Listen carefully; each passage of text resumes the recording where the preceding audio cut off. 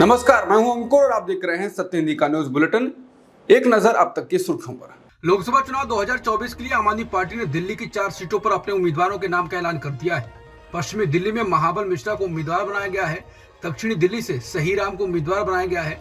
पूर्वी दिल्ली से कुलदीप कुमार को उम्मीदवार बनाया गया है। नई दिल्ली सीट से सोमनाथ भारती को उम्मीदवार बनाया गया है। बता दें, दिल्ली में कांग्रेस और आम आदमी पार्टी के बीच 4 और 3 सीटों पर गठबंधन हुआ है। दोनों दल इंडिया का हिस्सा हैं। 2019 लोकसभा चुनाव में दिल्ली की 7 सीटों पर बीजेपी की जीत हुई थी। आगामी लोकसभा चुनावों को लेकर जम्मू कश्मीर में इंडिया गठबंधन अभी भी सीट शेयरिंग को लेकर माथापच्ची कर रहा है। नेशनल कॉन्फ्रेंस और कांग्रेस के बीच सीट शेयरिंग को लेकर अभी भी कोई नतीजा नहीं निकला है। कांग्रेस और एनसी के बीच पहले दौर की बातचीत विफल रही थी। उन्होंने कहा कि पहले दौर की बातचीत में जो प्रस्ताव कांग्रेस की तरफ से दिए गए हैं वो हमारे वरिष्ठ नेताओं द्वारा स्वीकार नहीं हो सके थे। हालांकि उन्होंने ये जरूर कहा है कि नेशनल कॉन्फ्रेंस कांग्रेस के साथ ही इंडिया गठबंधन में चुनाव लड़ने वाली है, लेकिन उनके बयान ने एक अहम सवाल भी खड़ा कर दिया है। जम्मू कश्मीर लद्दाख में कुल 6 सीटें हैं, जिनमें से 3 बारामूला, अनंतनाग और श्रीनगर नेशनल कॉन्फ्रेंस ने जीती थी, जबकि बीजेपी ने जम्मू, उधमपुर और लद्दाख पर कब्जा जमाया था। उमर अब्दुल्ला ने कहा है कि हम जम्मू, उधमपुर और लद्दाख की सीट पर चर्चा कर रहे हैं। इसके चलते ये सवाल उठने लगे हैं कि क्या नेशनल कॉन्फ्रेंस कश्मीर में कांग्रेस को एक भी सीट देने के मूड में नहीं है। इंडिया गठबंधन को लोकसभा चुनाव 2024 से पहले बिहार में एक और बड़ा झटका लगा है। बिहार में कांग्रेस पार्टी के 2 विधायक मुरारी प्रसाद गौतम और सिद्धार्थ सौरभ बीजेपी के साथ आ गए हैं। इसके अलावा राजद की विधायक संगीता कुमारी भी बीजेपी में शामिल हो गई। मीडिया रिपोर्ट्स के अनुसार बिहार की डिप्टी सीएम सम्राट चौधरी ने इन तीनों विधायकों को बीजेपी में शामिल करने में अहम भूमिका निभाई। ऑल इंडिया पसमानदा मुस्लिम महासंगठन ने बिहार जाति सर्वेक्षण पर आधारित एक रिपोर्ट जारी की है, जिसमें केंद्र सरकार से मॉब लिंचिंग के खिलाफ सख्त कानून लाने का और बुलडोजर कल्चर की जांच करने की बात कही गई है। ये रिपोर्ट बताती है कि मॉब लिंचिंग और आरोपियों पर बुलडोजर एक्शन जैसी ज्यादतियों का शिकार हुए लगभग लोग पसमानदा मुस्लिम समाज से आते हैं। AIPMM पिछड़े मुसलमानों का काम करता है। ये रिपोर्ट बताती है कि मॉब लिंचिंग और सरकारी बुलडोजरों की ज्यादतियों के शिकार लोगों में से 95% पसमानदा समुदाय से हैं। AIPMM ने मांग की है कि इसके खिलाफ सख्त कानून बनाया जाए। प्रधानमंत्री मोदी इन दिनों केरल की यात्रा पर हैं। इस दौरान पीएम मोदी ने कई परियोजनाओं का उद्घाटन किया। प्रधानमंत्री मोदी ने मंगलवार को तिरुवनंतपुरम में जनसभा को संबोधित करते हुए कांग्रेस और CPIM गठबंधन पर निशाना साधा। उन्होंने कहा कि ये लोग केरल में एक दूसरे के दुश्मन हैं, लेकिन बाकी जगहों पर ये एक दूसरे के BFF हैं। इसके साथ ही पीएम मोदी ने मंगलवार को तिरुवनंतपुरम में कहा कि भाजपा आगामी लोकसभा चुनाव में केरल के दोहरे अंक में सीटें जीतेगी। कर्नाटक से कांग्रेस पार्टी के 3 उम्मीदवार जीत गए हैं। इनके नाम अजय माकन, नासिर हुसैन और JC चंद्रशेखर हैं। इसके अलावा बीजेपी का भी एक उम्मीदवार जीता है। नारायण बंदी के बीजेपी के राज्यसभा उम्मीदवार थे। यूपी में राज्यसभा चुनाव के लिए डाले गए वोटों की गिनती अभी तक रुकी हुई है। अभी तक 3 आपत्तियां उठाई जा चुकी हैं। राज्यसभा चुनाव में ओम प्रकाश राजभर को झटका लगा है। सुभाषपा प्रमुख एक विधायक को क्रॉस वोटिंग करने से रोकने में नाकाम रहे। राज्यसभा चुनाव में सुभाषपा का एक वोट सपा उम्मीदवार को गया है। वहीं बीजेपी विधायक नील रतन पटेल के वोट पर भी आपत्ति आई है।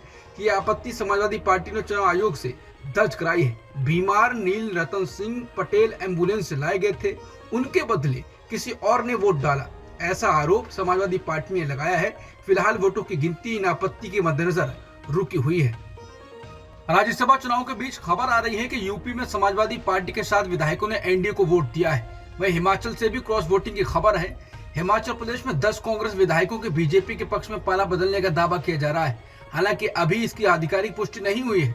वहीं सपा के चीफ व्हिप रहे मनोज कुमार पांडे ने इस्तीफा देने के बाद खरीद फरोख्त के आरोपों को लेकर कहा है कि राजनीति में है तो आरोप लगेंगे ही।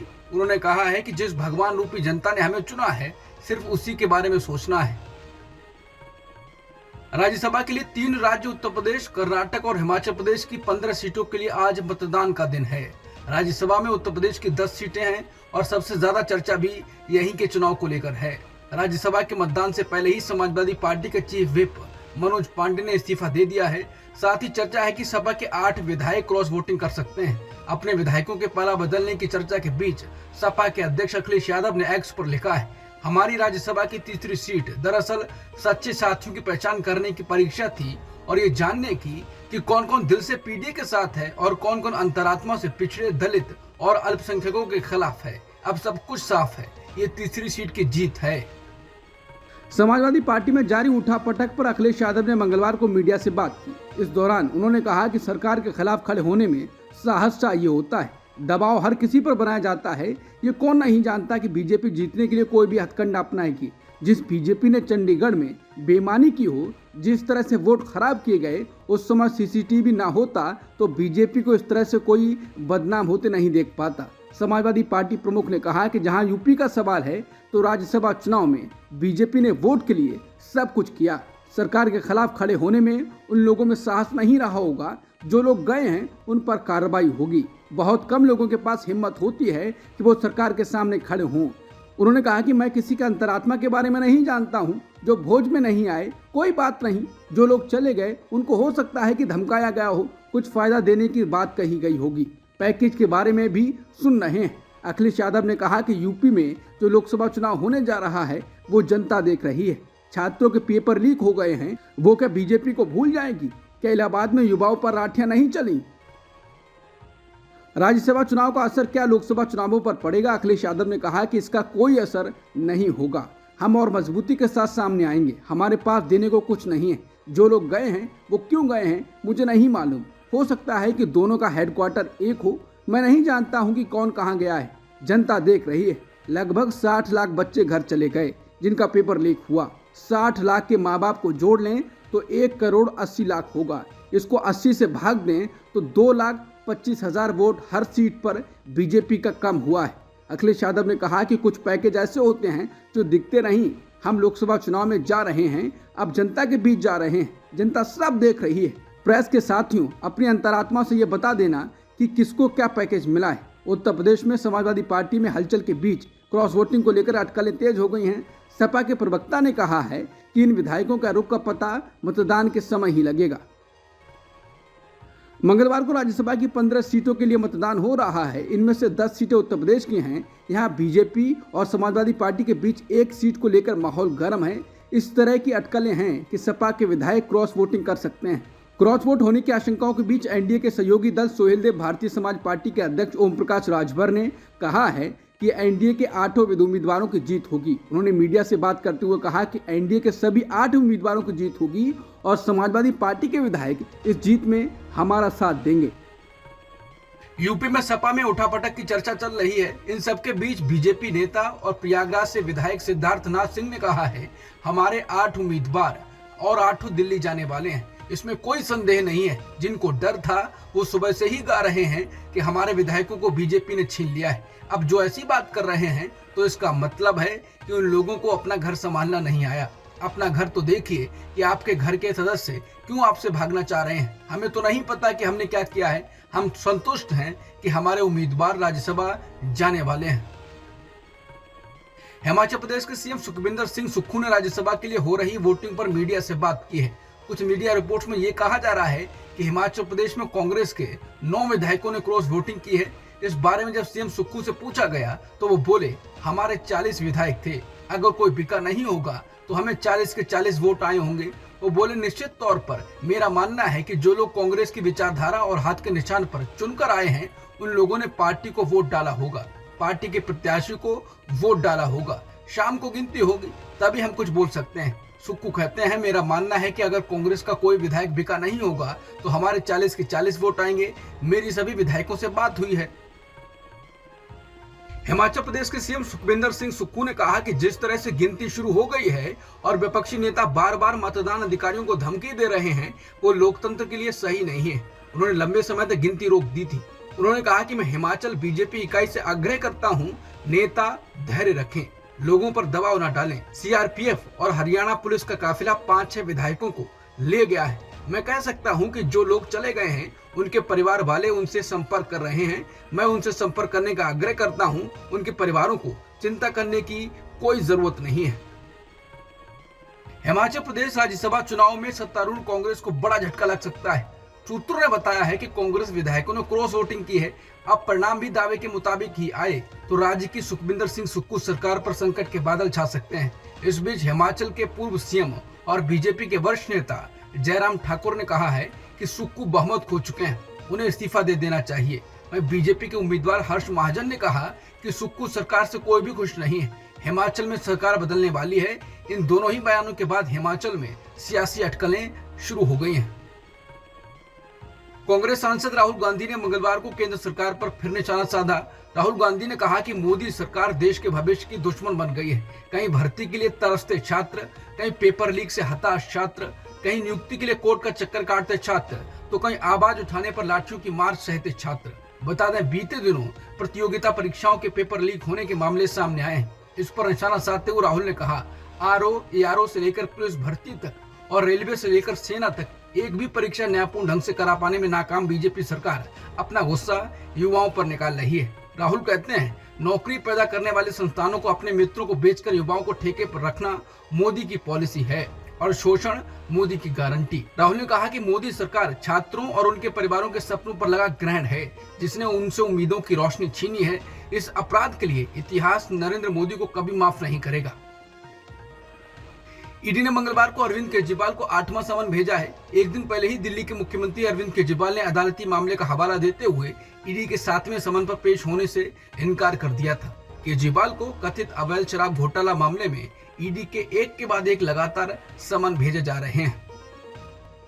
महाराष्ट्र के डिप्टी सीएम देवेंद्र फडणवीस के खिलाफ बोलने पर मराठा कोटा नेता मनोज जारंगे पाटिल को सरकार ने 2 एक्शन करके उन्हें कटघरे में खड़ा करने की कोशिश की है। महाराष्ट्र विधानसभा अध्यक्ष राहुल नार्वेकर ने मंगलवार 27 फरवरी को मनोज के खिलाफ एसआईटी गठित करने और व्यापक जांच करने का निर्देश दिया।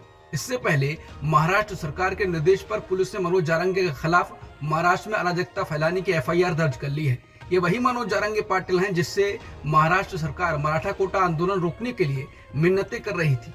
मराठा कोटा पर विधेयक लाई थी, लेकिन महाराष्ट्र सरकार का स्टैंड अचानक बदल गया है।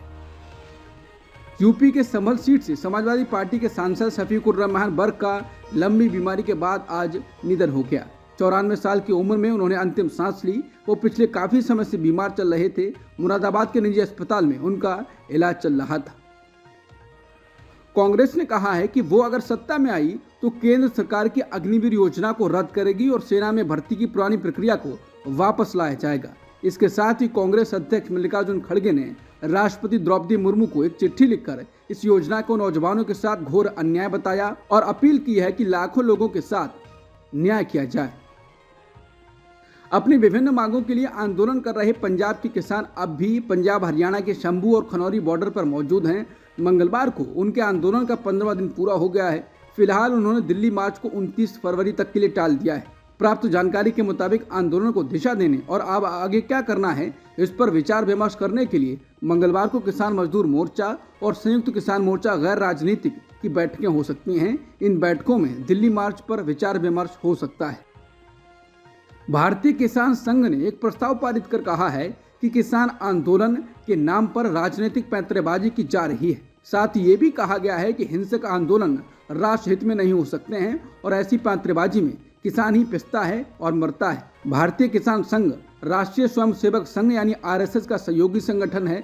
राजस्थान के किशनगढ़ में पारित किए गए प्रस्ताव में कहा गया है कि कभी भी किसी भी स्तर पर हिंसक आंदोलन को प्रोत्साहन, समर्थन और मदद कहीं से भी नहीं मिलनी चाहिए। हिंसक आंदोलन के प्रति शासन प्रशासन समाज की शून्य सहिष्णुता आज समय की मांग है। इसके साथ साथ उन्होंने सरकार से अपनी मांगें बताई हैं। किसानों को लागत के आधार पर लाभकारी मूल्य दिए जाएं, कृषि आदानों यानी खेती के लिए इस्तेमाल होने वाले बीज, खाद और साजो सामान पर जीएसटी खत्म की जाए, किसान सम्मान निधि में पर्याप्त बढ़ोतरी की जाए। केंद्रीय मंत्री प्रहलाद जोशी ने उन खबरों पर सफाई दी है जिसमें उनके हवाले से कहा जा रहा था कि आगामी लोकसभा चुनाव में विदेश मंत्री एस जयशंकर और वित्त मंत्री निर्मला सीतारमण दोनों ही चुनाव लड़ेंगे। जोशी ने कहा कि उन्होंने किसी का नाम नहीं लिया। पत्रकारों से प्रहलाद जोशी ने कहा कि मैंने कहा था कि कोई भी चुनाव लड़ सकता है, मैंने किसी का नाम नहीं लिया। इसका फैसला केंद्रीय नेतृत्व करेगा, वही करेगा। विदेश मंत्री एस जयशंकर ने कहा है कि कनाडा या किसी भी देश में अलगाववाद और हिंसा की वकालत करना अभिव्यक्ति की आज़ादी नहीं बल्कि उसका गलत इस्तेमाल है। उन्होंने ये भी कहा कि अगर भारत में इन देशों के दूतावास पर हमले हों और राजनयिकों को धमकियां मिलें तो क्या उस स्थिति में ये अभिव्यक्ति की आज़ादी की बात करेंगे? एक टीवी चैनल को दिए एक इंटरव्यू में जयशंकर से पूछा गया कि नई दिल्ली में हुए G20 शिखर सम्मेलन के बाद भारत कनाडा के बीच रिश्ते बिगड़े हैं, वीज़ा मिलने की रफ्तार धीमी हुई है, भारत ने कनाडा में वीज़ा देने की प्रक्रिया बंद की गई थी, क्या कनाडा की तरफ से भारत को लेकर अब समझ बढ़ती दिख रही है? इस सवाल के जवाब में विदेश मंत्री जयशंकर ने कहा, हमें वीज़ा प्रक्रिया इसलिए रोकनी पड़ी क्योंकि हमारे राजनयिक काम पर जाने को लेकर सुरक्षित महसूस नहीं कर रहे थे, उन्हें धमकी मिल रही थी। उस समय हमें कनाडाई सरकार से ज़रूरत भर सहयोग नहीं मिल रहा था। आज हालात उससे बेहतर हैं, तो वीज़ा का काम पहले की तरह सामान्य हो गया है। वहीं मालदीव के साथ हालिया समय में चल रहे तनाव पर जयशंकर ने बात की।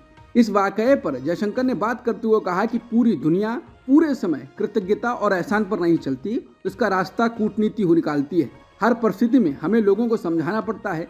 मालदीव में 2 हेलीकॉप्टर हैं और 1 प्लेन है, इनका इस्तेमाल मेडिकल राहत बचाव कार्य के लिए होता है, इसका फायदा मालदीव के लोगों को होता है। ये सेना के प्लेन हैं, तो उन्हें सेना के लोग नहीं चलाएंगे तो कौन चलाएगा? इस पर अगर उन्हें ऐतराज है तो हम इसका बैठकर सुझाव निकालेंगे। प्रधानमंत्री मोदी आज यानी मंगलवार को केरल में इसरो की 3 प्रमुख तकनीकी इकाइयों का उद्घाटन करने पहुंचे हैं। इस दौरान उन्होंने केरल में गगनयान मिशन के अंतरिक्ष यात्रियों से मुलाकात की और कहा, इस बार भी हमारा समय है। उन्होंने कहा, आज की पीढ़ी भाग्यशाली है। पेटीएम ने सोमवार को विजय शेखर शर्मा को पेटीएम पेमेंट्स बैंक के गैर कार्यकारी अध्यक्ष और बोर्ड सदस्य के पद से हटाने की घोषणा की। ऐसा तब हुआ जब रिजर्व बैंक ऑफ इंडिया की सख्ती के बाद संकटग्रस्त कंपनी ने अपने बोर्ड में बदलाव किया है। पेटीएम पेमेंट्स बैंक के खिलाफ कार्रवाई गंभीर सुपरवाइजरी चिंताओं के बाद की गई, जिसमें ग्राहकों की पहचान को अपर्याप्त बताया गया है। भारतीय रिजर्व बैंक ने लगातार नियमों का अनुपालन नहीं करने और सुपरवाइजरी चिंताओं के कारण पेटीएम पेमेंट्स बैंक को 15 मार्च तक अपना परिचालन बंद करने के लिए कहा है। इससे पेटीएम के शेयरों में बड़ी गिरावट आई है। अब तक की सुर्खियों में इतना ही। बाकी खबरों के लिए बने रहिए सत्यहिंदी.com के साथ।